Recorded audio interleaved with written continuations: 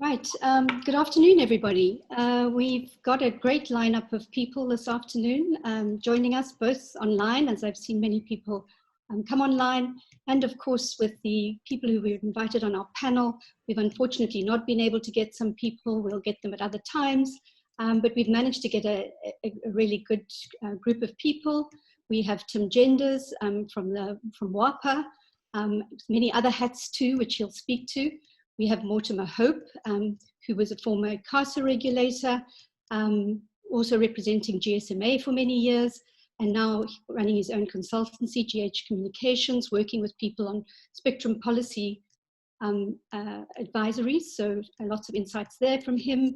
Alan Knott Craig, who's probably best known amongst some of you anyway for Project Isizwe, the very successful Tshwane Wi-Fi project that initially operated under the ANC Metro in Tshwane before its unfortunate demise, but now also looking at rural broadband connectivity. We have Carlos-Rey Moreno, who many of you will know from Zenzeleni, the fabulous community networks project, which was the hope for many other community projects in terms of scaling it up across the country and the continent. He also represents APC here. We have Steve Song, who many of you will know with many hats, and also from his fabulous blog, Many Possibilities, who's a researcher on shared spectrum currently with the Network Startup Resource Center, and also a part-time fellow with Mozilla Foundation, under which he does a lot of this work too. So we thought that this would be an important webinar to have now, because COVID-19 has brought into such stark relief the impact of digital inequality on people's lives, on their livelihoods, and even their survival now. As a small elite group of South Africans have moved their businesses, their schooling, their food orders online for the past 8 weeks, stringent lockdown, and it's brought the economy nearly to its knees, most South Africans have not been able to spend these long periods of time online, filing business rescue forms or unemployment insurance claims, or even just receiving their pensions or child grants online. Some have not even been able to log on to the National COVID-19 Information Center to identify where they could get food. I think if there's one positive thing out of this horrendous situation, it is the consensus that we cannot go back to the way things were. It is going to be much longer project, national project, to deal with some of these structural inequalities that underlie digital equality in South Africa. But some of the intersectional inequalities that leave around half of our population offline, and a vast proportion of those online, barely online, passively consuming tiny bits of data while others are actively consuming and even able to produce and prosper online, can be partially addressed by reducing the cost of broadband access, enabling free aggregated public Wi-Fi. So I think that there are strategies that we can address in the short term, although the longer term we will have to address these really big demand side challenges that we face. But even with these limited supply side interventions, the citizenry can be better placed to harness the digital lifelines in the next disaster or the next wave of this disaster, which does seem rather inevitable.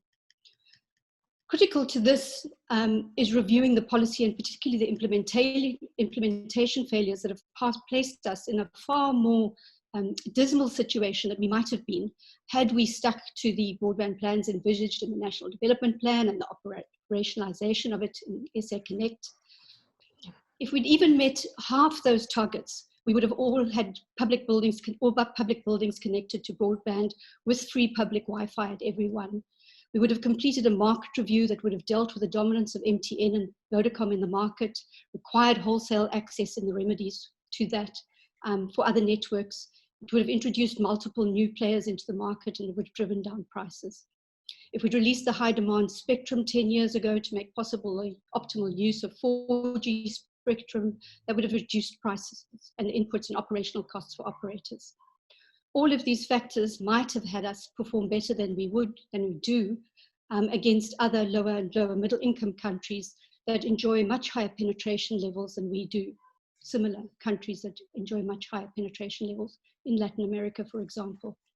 But the truth of the matter is that even if we had regulated effectively, regulated competition effectively, and prices were lower, there would still be large numbers of people unable to afford mobile data services. Addressing this challenge must mean that we have to do things differently. We have to find different complementary business models, licensing regimes, surely. All this will require a larger digital integrated strategy to provide the necessary public and private coordination to deliver these public goods if we're going to have different outcomes. But in the short run, we have to take these more experimental opportunities to deploying low-risk policy and regulatory strategies, particularly in response to the challenges posed by COVID-19. The state has shown how agile it can be with the correct political will to manage this crisis that the pandemic has created. Within weeks of a ministerial directive to the Independent Communications Authority of South Africa, the regulator, to release additional spectrum to deal with the upsurge demand that we saw for bandwidth during COVID-19 lockdown, ICASA, the regulator, issued or assigned spectrum to 17 of the 35 applicants that complied with the provision of their temporary spectrum invitation. And that's something we want to come back to. The dominant players in the market, MTN, Vodacom, were granted spectrum in all the available bands, with Telkom, Liquid, and Rain being given some additional spectrum to supplement the legacy spectrum in these bands. Unfortunately, we don't have Peter Zimri from ICASA, who was going to be with us here. But Senka, you're a research fellow at Research ICT Africa and participated in our brief, or helped us put together our brief on this issue. Won't you just tell us a little bit more about the ICASA process to fill people in, things Peter's not here, what bands were released and what some of the outcomes were, and perhaps just go on to tell us a little bit about what RIA's view of this was. Sure. Thanks, Alison. So soon after the South African government announced the state of national emergency, the Ministry of Communications and Digital Technologies announced that ICASA would make additional radio spectrum available so that the mobile networks can keep up with the additional demand during the lockdown. And yeah, like Alison said, out of 35 applications that ICASA has received, only 17 were complying with the very narrow terms of the application process. And also these temporary arrangements have somewhat overshadowed the ongoing process of the permanent release of the high demand spectrum, which was, so the hearings were planned for April 2020. But the bands that were released are essentially the same, like those in the policy directive from last year. Those are 700 and 800 megahertz bands, plus 2.3 gigahertz, 2.6 and 3.5 gigahertz. And it was essentially the incumbent operators that got the spectrum. So Telkom, Vodacom and MTN, also Rain and Liquid Telecom. Apart from those, there were also 3 TV white space operators that got a license.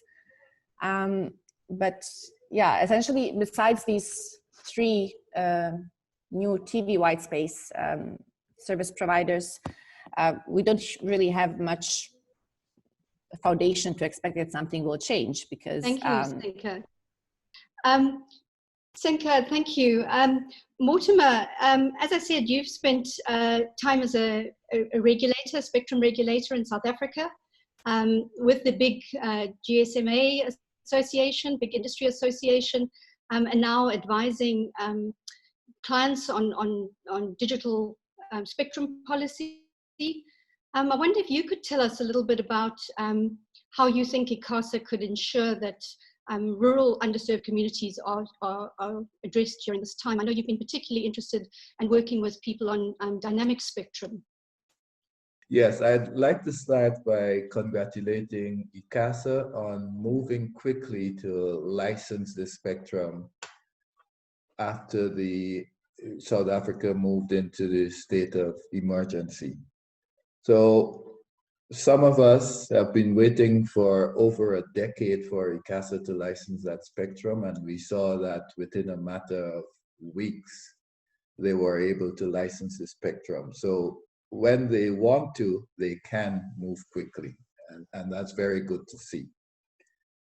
What is concerning, though, is that the way the invitation was structured, the short time frame to respond, it had the feel as if it was designed to give the spectrum to the incumbents.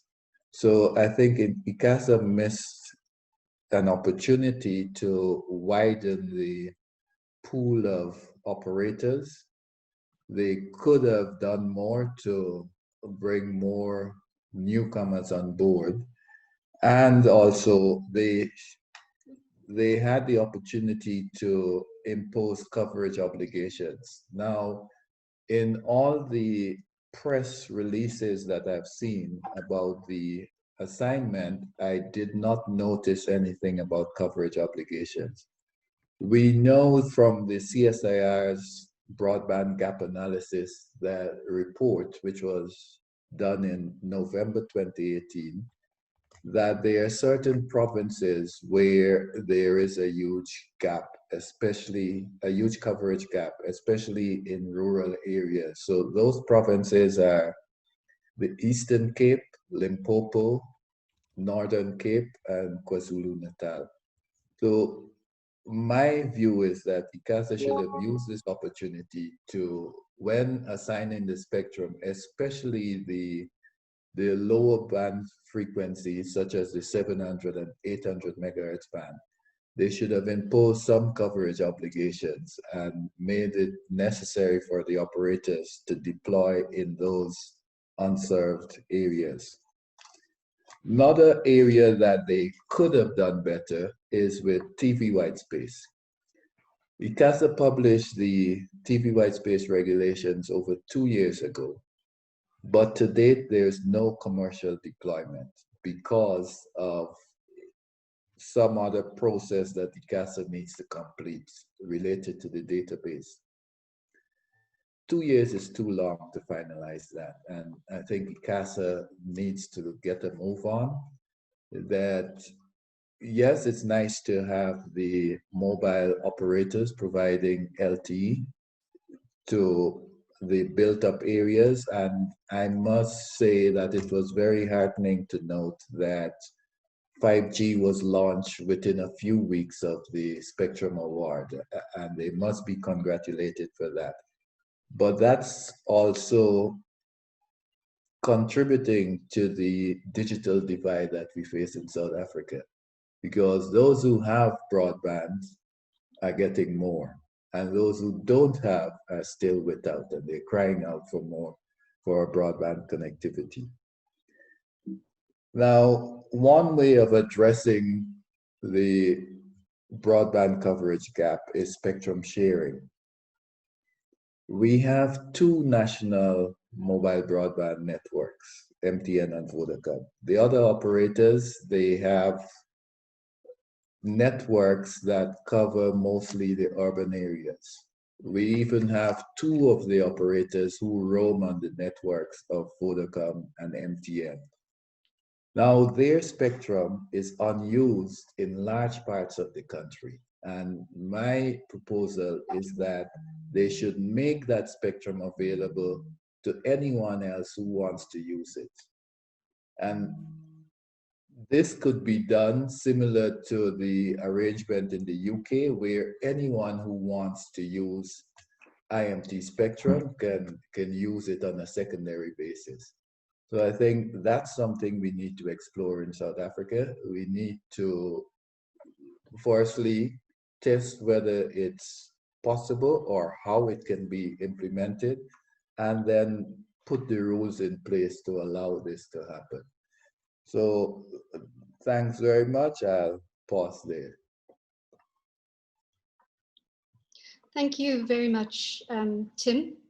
Thank you very much, Mortimer. Tim, you've also had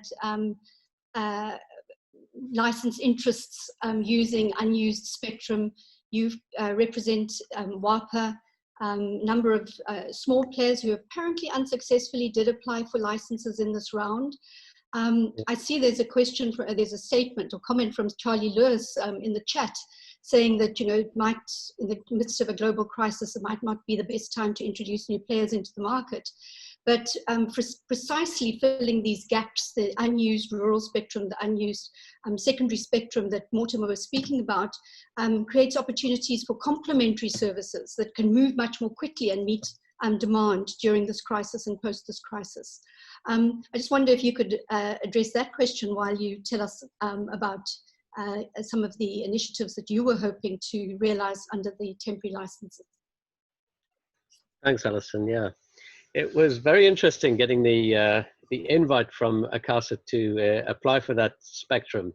We actually had some meetings with Mortimer beforehand, and I felt like Aladdin, and Mortimer was the genie coming out of Aladdin's oil can lamp. That's right. Yeah. And Mortimer saying to me, you know, you could have whatever wish you like for spectrum. As our members, we were very, very interested in the 3.5 gigahertz, simply because there's a lot of very reasonably priced equipment out there. And very similar concept to the Wi-Fi, the open spectrum. And we put it out to the members, would you like us to go for 3.5? And surprisingly, the answer came back as rather not. And the reason why was because once you get spectrum, you need it for life.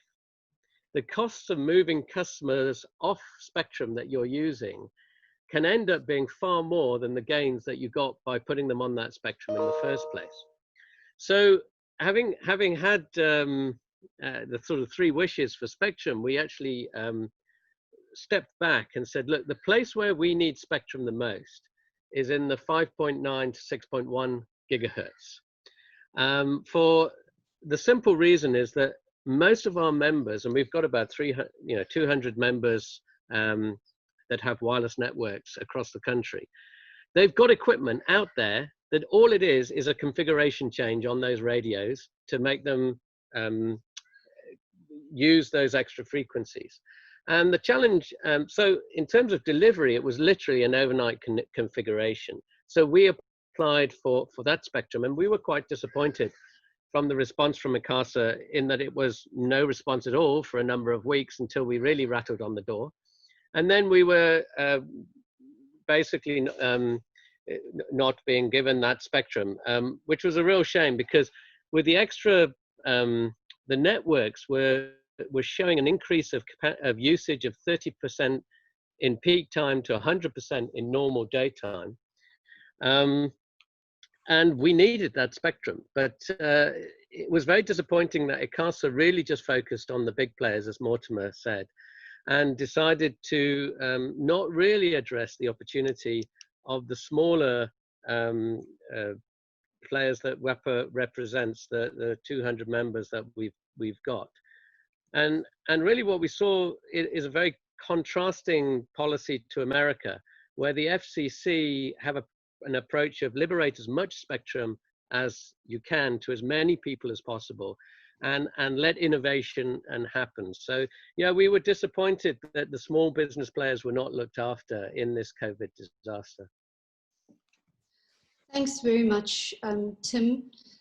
Carlos, you, as Zenzeleni, I think lots of people were surprised or maybe didn't understand why you didn't apply for temporary spectrum. But you also have spoken about you simply don't have the resources to set up or extend networks or even maybe even reconfigure for a short period of time like that.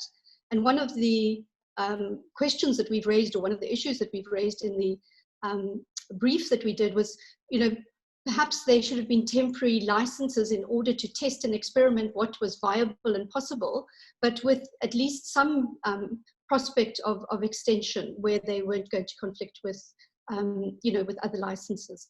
I wonder if you could speak about that, and also just more generally about your, your interest and your passion around extending IMT spectrum more, to the benefit of all South Africans. Thank you, Alison. And very much the answer is aligned with what Tim said, right? It doesn't, you cannot, even if, I mean, if a commercial one cannot do it, a non-for-profit one in areas with so little income, how do you recoup that investment in 6 months? Is totally impossible. Besides the type of commitment that Zenzeleni does with the communities, if you do that and then they take away the spectrum, how do you explain it, right? Like, maybe people need to get phones that need to operate in that particular spectrum, and if it's for 6 months, it doesn't quite make sense, right? But it's not only, it wasn't only a question of price and a question of community involvement. There was the regulations per se. You required an individual license for both infrastructure and services, right? So you were excluded from the onset, as most of the WAPA members, right? So that's one thing. The other thing is also, it's not a question of these COVID-19 regulations. It's also related to what Mortimer was talking about at the beginning. I mean, most of the 1,800 licenses were given away, were authorized in 2009. I mean, that coverage map that Mortimer is talking about, it could be released and see who is, and be released under an open data license and see who is operating that spectrum where. But I've done my own, I'm a telecommunications engineer, I've done my own spectrum analysis, and in the rural areas where Zenzeleni operates, there is no usage in 1,800. None of the 6 operators use 1,800 in rural areas. And that was given away 10 years ago, 11 years ago, right? So for me, like going forward, not even within the COVID context, but going forward, what can be done and what needs to be done so that doesn't happen again. And Mortimer was talking around the very interesting regulations that Ofcom has into place. In South Africa, there are spectrum regulation provisions, but those require that you have a spectrum assignment before sharing it, right? So either you get that spectrum assignment or you cannot share. So you can only share with those that have a spectrum already, and then wish that ICASA gives you a license, and a spectrum license, but they cannot give you a spectrum license because it's high demand spectrum, and high demand spectrum can only go out via an invitation to apply. Therefore, you are locked. So the radio regulations need to change in order to, I mean, spectrum sharing is the way forward. There is no other way for efficient spectrum management. It's happening in the UK, it's starting to happen in the US. We are seeing more and more claims about the spectrum sharing and about dynamic use and efficient use of that spectrum that is not being used where it's most needed the most, although it might not make commercially sense for the bigger players. It makes sense as a public good that belongs to the government, that has a public service goal in itself, and that is not used for that purpose, and there are mechanisms. The first mechanism is changing the radio regulation and allowing spectrum sharing in a way that is feasible.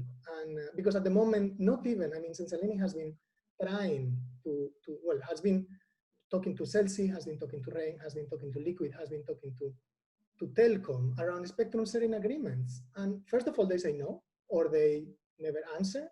Second of all, if they say yes, there is no framework to do that, right? So yeah, I think that's the main point, and that would be a killer for rural South Africa. Zenzeleni with Wi-Fi, that not everyone has a Wi-Fi device, last month had 20,000 rand in income in places where has been deemed totally unprofitable for pretty much anyone. So imagine if you could get to the mobile handset of the individuals that really need that connectivity, and the only thing that you need to get there is the spectrum that is unused. So there is something that needs to change. There is something that needs to change, but I'm going to leave it there.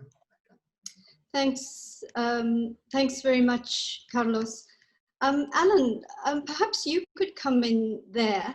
As I said, having been probably best known, or amongst your many hats you've worn, was the success of Tshwane Wi-Fi, very much a metro arrangement, public Wi-Fi arrangement. Now you are focusing your efforts on cost-effective rural connectivity.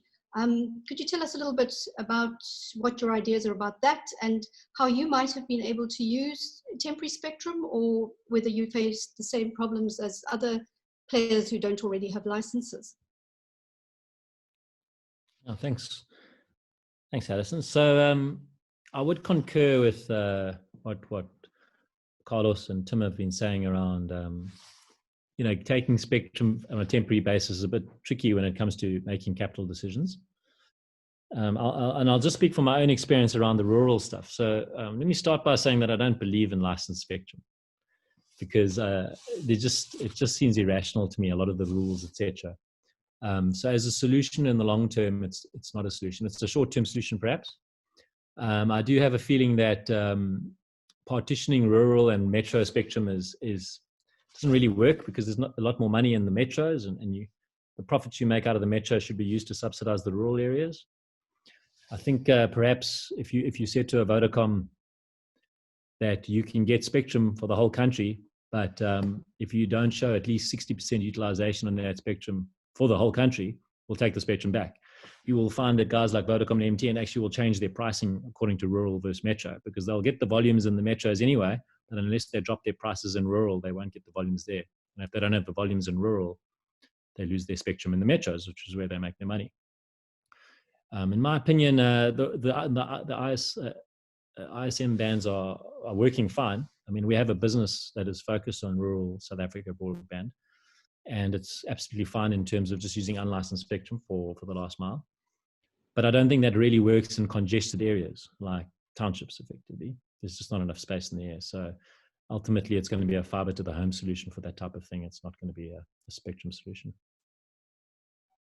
Alan, could you just talk a little bit more about the fiber to the home costs and the changing fiber to the home costs compared to mobile broadband? I think for a long time people thought that fiber to the home simply wasn't affordable, and obviously getting it to the home is still costly, but the cost and quality once one has connectivity is now considerably lower. Is that right? Yeah, I come from a household which said that wireless is going to take over the world, forever. But if you look at the arc of the history of telecoms, it kind of started with this wired world, telegraph, and then fixed line, copper, ADSL, and then mobile just took over. But fiber really, is now becoming the kind of medium that most first world countries are using for most connectivity. The vast majority of data is running across fiber, with Wi-Fi as the last little inch inside the house. The reason for that is just unit economics. It's just literally it's an order of magnitude cheaper to connect one house to the internet versus roll out a network that has to cater for thousands or millions of people all connecting to mobile base stations. And especially in a South African context where your actual infrastructure costs are compounded by, you have to have your own electricity grid effectively. You can't rely on Eskom.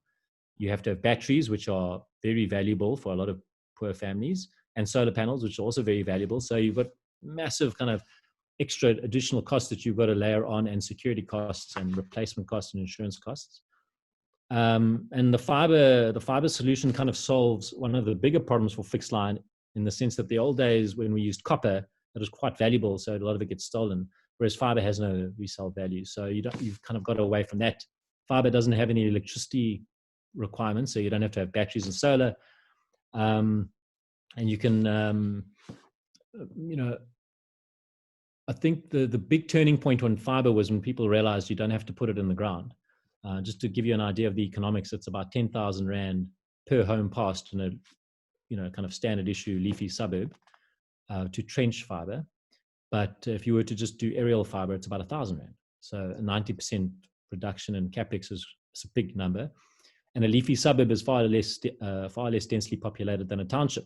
So you could probably fit 3 houses onto a normal kind of leafy suburb house. So you can divide your cost to connect by 3 if you're going to do a township fiber. So, the unit economics of fiber have completely transformed in the last few years. Yeah, absolutely. And I think we've seen that in Mozambique, where the aerial fiber just really turned that market on its head and presented enormous competition to the incumbents. Steve, you've actually transversed all these areas over the many years that you've been lobbying for more innovative use of spectrum, more optimal use of spectrum, and indeed, you know, often adopting a commons approach amongst your multiple approaches to the sort of more demand side valuation of the spectrum, realizing that the non-commercial value of it, not just the supply side value that's been attached to auctions and those kinds of things. I'm wondering if you could just tell us about what you think of these assignments. Of course, we do have the 3 TV white space licenses, which I think are long awaited, and people believe is a good use of the temporary spectrum, and hopefully they would be allowed to continue afterwards. It seems a bit pointless otherwise. But I wonder if you could share with us what you think about that, and potentially what other opportunities were missed here. Sure. I think to begin with, it's a very difficult thing to do, to issue spectrum on a temporary basis, as some of the earlier speakers have alluded to. And is it okay if I just go into some of the details of some of those assignments and the challenges they represent? So I think the most obvious and immediate benefit of any of the spectrum assignments are those operators who have spectrum and who get more of it. That's a bit like having a highway where some of the lanes are blocked with pylons, and it's just a case of lifting up the pylons, and instantly the highway gets wider. So for instance, Telkom in 2.3 gigahertz had 60 megahertz, they got 20 megahertz more. Fantastic, instant boost for all of their subscribers. So they're same with Rain in 2600 megahertz, an instant expansion of their capacity with virtually no investment, additional investment on their part.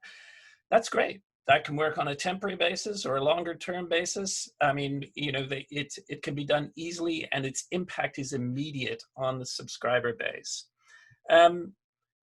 The next best thing is operators who have equipment that can be adapted to purpose. So Vodacom have claimed that in the, I think it was the 800 megahertz band, they have equipment that could be turned on in those frequencies, and so there is relatively low-hanging fruit in terms of being able to, it's a bit like widening the road. And so there are benefits there. However, are there any short-term benefits? Because, if you turn on a new frequency, most, if not all of your subscribers are going to need new handsets. So, the benefits, those people, are going to need handsets that can support 800 megahertz. So short-term benefits, I'm not sure, and then, come November when these licenses expire, there's a kind of implied commitment. You've had your cup of mint tea with the carpet seller, in that you're already engaging in a transaction which may have an impact on the auction, subsequent auction process. And then, further up in the sort of 3.5 gigahertz, this is obviously a push towards 5G and, trying to, I see MTN announced this morning, they were launching 5G services, which as Mortimer pointed out earlier, this is not going to reach the unserved. So in terms of all of these assignments, there have been, I think you've seen, some immediate relief to existing networks that have been overloaded in capacity. But, in terms of reaching the unserved, this is not doing anything in particular.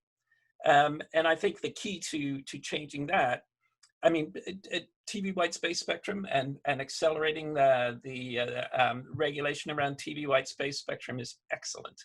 And it's great to see South Africa, both the CSIR and ICASA leading in that regard. However, TV white space is a great backhaul technology, or a great rural backhaul technology, which is fantastic, but it doesn't reach handsets. So then to get to the handset, you're probably going back to Wi-Fi, which, as Carlos has pointed out, in rural areas, not everybody's phone is going to be able to do that. So once again, we're stuck with this issue of how to reach the unserved through the release of new spectrum. And I think the answer has been alluded to earlier. It's through sharing. And I think the key to that sharing is, and Mortimer mentioned the new licenses that Ofcom have introduced, the local access license and the shared access license. But what makes those licenses possible are the existing IMT licenses held by the big operators, which carry very, very explicit non-exclusivity clauses. Now you can call it non-exclusivity, or you can call it use it or share it, but it explicitly states in the assignment of that spectrum that the regulator reserves the right to make other decisions about that spectrum while guaranteeing non-interference for the primary spectrum holder. This is the key. This is how we unlock all the other possibilities in terms of the release of that spectrum. Mexico has done this with their new licenses. The UK has, and it is essential, I think, to any new licenses. So, you know, if we talk about what is the lobby point, you know, for civil society in talking to ICASA about all the auctions, inserting that one clause into the licenses that are issued is the beginning of a conversation about unlocking access to LTE spectrum in rural areas. I'll stop there. Thank you very much, Steve. David Johnson, you've worked extensively with CSIR on the TV white space, on the WOAN, on all sorts of spectrum aspects, and of course at GCT's ICT for D Center as well. Before you tell us a little bit about your Ocean View project, your efforts for a metro community connectivity that your network that you established there, I wonder if you just talk a little bit about the TV white space, the issue of devices, and the challenge of integrating that if it's not just being used for rural backhaul. Great, yeah, thanks, Alison. And I think first off the bat, it's important to kind of differentiate TV whitespace technology and then the use of TV whitespace spectrum. Because, so, you know, if we look at TV whitespace spectrum, which is sub 1 gigahertz spectrum, I mean, the places where that can be used, I've done some studies that show sort of between 5 and 500 people per square kilometer. That's kind of the sweet spot. And the number of people that could serve in South Africa is sort of around about 40%. The real sweet spot of TV white space is somewhere around 13%, but then sort of around that there's kind of mixed options one can use. But the thing is, TV whitespace technology in those areas is actually quite old and ossified. I mean, the technology that you'll find from Adaptrum and Carlson Wireless, this 802.22, 802.11 AF, is really old technology and has become quite outdated. But I mean, I take my hats off to those companies because they kind of, with very low volumes, have had to survive and keep building this equipment that's now going to be used in these trials. But, and maybe this is a bit controversial, I actually believe that LTE in TV whitespace may even be better technology than some of the current TV whitespace technology being used. So, and to use LTE technology in TV whitespace wouldn't actually be too difficult. One can repurpose a lot of that equipment, use a spectrum database, and have LTE working in current TV whitespace, or even in 700 and 800 using a spectrum database. And the way I see it is, what we did with TV whitespace was kind of like, and I like these kind of analogies that Steve always come up with, these nice metaphors, is, you know, for maybe decades we were stomping the mud of an old-fashioned spectrum use that sort of comes from the wireless telegraph days and making the ground very hard in this kind of exclusive license type of model. And now we've taken a pick at this hard ground with TV white space and sort of opened the soil a bit. And I think it's really just the gate opener, TV white space, to what I think is going to be a much more exciting world of spectrum sharing in the cellular world, where that's where I think we're going to plant the trees in the loose soil and really get the interesting things happening. So Dave, thank you for the wonderful analogies building on Steve's. I'm wondering if you just want to take a minute or so to just talk a little bit about potential with urban community networks. Often they're thought of as rural, remote community networks, but perhaps just tell us a little bit about what you're doing with Ocean View. Yeah, so about end of 2018, we seeded a community network in Ocean View. There's a cooperative that was formed, Ovicom Dynamic, that have rolled out a Wi-Fi mesh network across Ocean View. So this is a fairly small community where we're just sort of proving what's possible. And we're trying some interesting new ideas where we have this mixed model of access with vouchers to the internet with Wi-Fi, which is 20 Rand a gigabyte. And also access to a whole lot of local free services that we've hosted in the community. So we have the system we've called the Netty, which is access to file sharing, sort of social media, local free chat, and a lot of education resources, Wikipedia, TED Talks, Khan Academy, available totally free. So when you kind of land on the splash page, it says, here's a bunch of free services you can access. If you're doing your schoolwork, you can go to all these education resources, or click on this button and you get, enter your voucher and you get access for 20 Rand a gigabyte. It's fully community owned, so all the money stays in the community and goes to the directors of the cooperative. And we've had a lot of heartwarming stories of, some of the school kids using Zoom with this Wi-Fi network to access their teachers. And a lot of the zero-rated services are kind of not used that much. People need to access their teachers. It's not just about the zero-rated sort of access to Wikipedia. But the problem is this is just a few kids out of thousands that, because the Wi-Fi network is still limited. I mean, we know the range to the devices with Wi-Fi is limited. If we had a cellular base station using shared spectrum access in that township, thousands of school kids could have got access to their teachers and access to all the education resources. What we were seeing now would have just been amplified hundreds of times.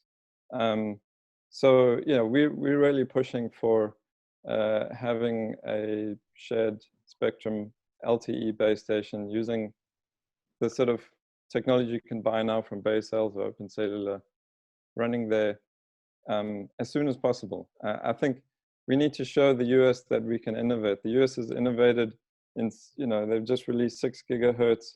They opened the gate in the early 90s with Wi-Fi and then TV white space. I think where Africa can lead, and South Africa can lead, is doing something really novel and new with spectrum sharing.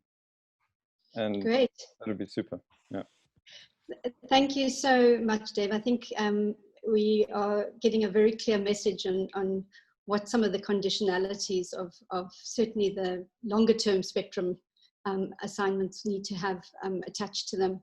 I'm wondering on that note whether H. Sama and Rwana, a former Ofcom regulator who I see is in the audience, would mind commenting on some of the really excellent points that have been made so far. Can you hear me? Yes, we can.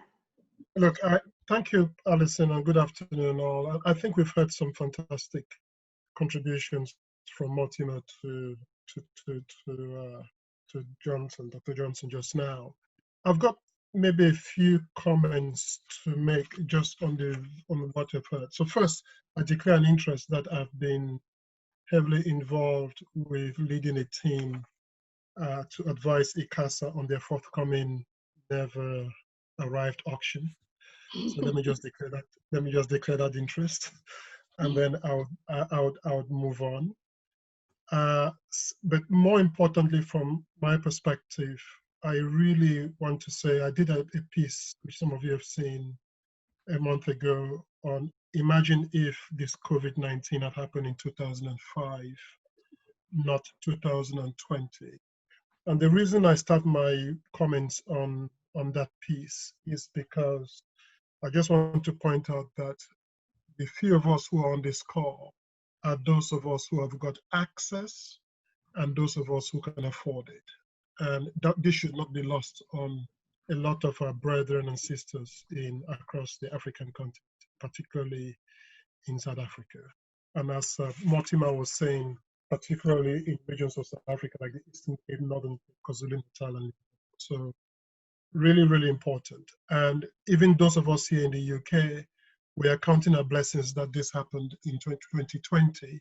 Those of us on this call should count our blessings that this happened in 2020 because we can now use Zoom. Back in 2005, we would not have been able to even have this fantastic call that Alison has arranged. Second core point I just want to make out of my 4 points is, look, I really think, I hope now most policymakers in South Africa, the ones I certainly talk to, I hope they're now waking up to the fact that human connectivity, online connectivity is a human right. It goes back to the inaugural in Durban back in 2012, in the city where you currently are in now, Prof. Alison, when he said, we the ministers responsible for information communication technologies in our respective countries in Africa, assembled in Cape Town, 4th to 7th June 2012, declared broadband communications a basic human right for Africa, and commit to increasing broadband communication to at least 80% of the population by 2020. I guess they made those comments thinking 2020 was not going to arrive anytime soon. Sorry, we're in 2020. And we definitely are not 80% of the population across Africa. My third comment I'm going to make is, look, and everybody has said it on this call, for those people like me who have actually run spectrum policy in a developed country like the UK, I would just want to make the key point that if you consider spectrum policy to be a human right, then we need to change the way we run spectrum policy across the world. And I think COVID-19 has put this reality in very, very stark terms. It means, frankly, and this goes to what this call is all about, we probably need to experiment a lot more with spectrum policy than we've been prepared to do to date. It means, by definition, unlicensed spectrum, unlicensing spectrum should be the default position to move to. So you heard Dr. Johnson talking about what's happening in the US with respect to them releasing 1,200 megahertz or more spectrum for both very low power indoors, as well as standard power. That must be the right direction to go. It means spectrum sharing must really, really be taken seriously in South Africa and elsewhere. Just see some of the things that we've just had on this call in terms of using Wi-Fi within the ocean community, ocean waters community. Why shouldn't we be doing that? It means that the days of licensing spectrum nationally probably is gone, across Africa in particular. Licensing spectrum nationally doesn't make sense. If you look at where something like 2,600 megahertz spectrum is used in the UK, it's probably used in less than 6% of the geography of the United Kingdom, the last numbers I saw. It means that we need to move away from non-exclusive, from exclusive spectrum licenses. So these are some of the key messages which we have heard on this call, and I frankly just want to associate myself with most of those comments. But last but by no means least on my part, it really means that we need to encourage ICASA to really to do more spectrum innovation and do more regulatory experimentation. Don't be too scared about what has happened. What would happen with spectrum, particularly in rural areas? The sky is not going to come crashing down. It means we need to push back against some of the big guys about who want to be very precious with their spectrum in terms of holding it to only for exclusive use. I really just want to end my comments to say, look, South Africa has done okay in terms of what ICASA has just done. Let's not make okay the enemy of the good. So I give ICASA a lot of kudos on what they've done recently.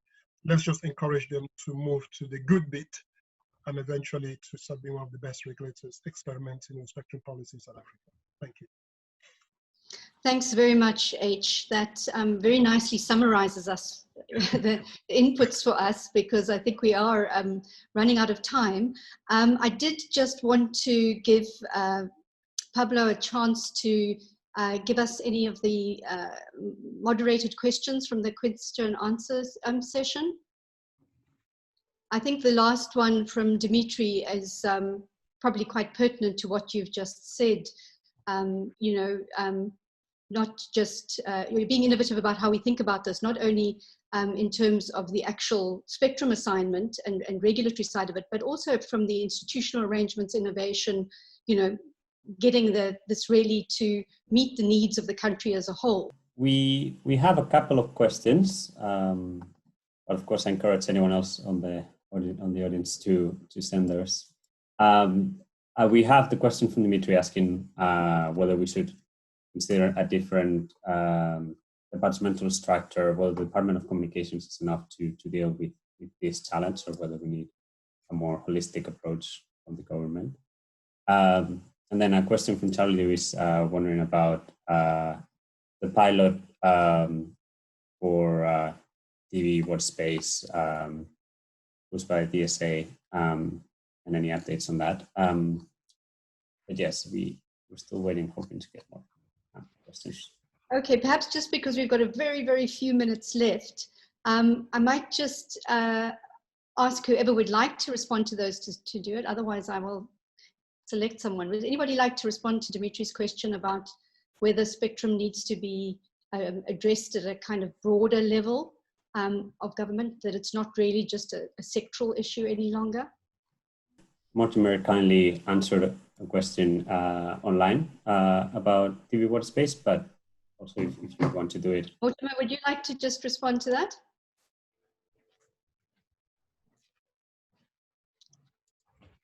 Let me unmute. Yes. So that trial that Charlie asked about, it's still in the planning stage. The most important part of the planning is fundraising. So PIP, Policy Impact Partners, and the Dynamic Spectrum Alliance, we've gone out on fundraising. The results are positive. So we just need to finalize an agreement with a potential funder. But parallel to that, we've also engaged with a number of entities. We started with ICASA. We've engaged with the existing IMT spectrum licensees. And what Tim said, I think it was Tim who mentioned that you speak with them about sharing their spectrum and they either ignore you or give you a runaround. So we're in that phase with them. And we've also engaged with the CSIR and potential partners. I also reached out to Tim on that, and the ICT SMME chamber also, and some of their members. Then we've also engaged with potential vendors. So that engagement is ongoing. We cannot do anything now in terms of implementation because of the restrictions on movement. But once that is lifted, we expect that the project will then be launched. Thanks very much, Mortimer. We're fast running out of time. Dimitri, I'm going to respond just by saying that, I think the broader issues of digital policy, global governance required for digitization and datification across the economy, the delivery of global public goods, really all require a non-sectoral approach. And I think, spectrum is very centrally wrapped up in that, in the kind of preconditions of connectivity, of affordable access. And I know that, the presidency is seized at the moment. I know everybody's like, oh, how has it taken COVID for people to actually, lash themselves on the issue of our failures to do certain things to date. But I think it is an opportunity for course correction, and to clear the policy uncertainty, the policy flip-flops, the institutional conflict of interest, the suing of various state departments by each other, the deciding of where policy spectrum is best located, where the technical expertise is. So of course the broader, very high-level policy commitments should be part of a digital policy. But the actual implementation, the capacity to implement the policy is really and assign the spectrum, and it's within the allocated ITU guidelines. So it's really something that the technical regulator, increasingly combined into the spectrum regulator, combined into the other broader regulator, should be handling these decisions and being able, therefore, to move much more quickly. So we've seen that the delays, ICASA's actually often been ahead. Way back, ICASA was actually ready to auction the spectrum. It was flawed, better at that stage to get it flawed and corrected, which you could have done with spectrum trading, than to just have let it, gone on for 10 years. The opportunity costs for the economy have just been, enormous. Our failure to deal with the crisis has, really highlighted that. So I do think we have an opportunity. I think ICASA has shown that it can act quite swiftly and nimbly where it's got the political will, where it's supported by the political will. And I think the political will is there at the moment, and we have to grasp it while it's there, because we know how fragile that is and how it can dissipate. So I just want to thank you all very, very much for participating on this. Thank you very much to our experts, always so insightful. And we'll definitely be gathering these fantastic inputs and submitting them to various places. We're in discussions with the National Planning Commission. We're in discussions with various initiatives within the presidency, and certainly to put these before ICASA as well. There may still be time, even with temporary spectrum licenses, to do things, and there's certainly lessons to be learned for the next round of auctions, permanent assignments. Take care.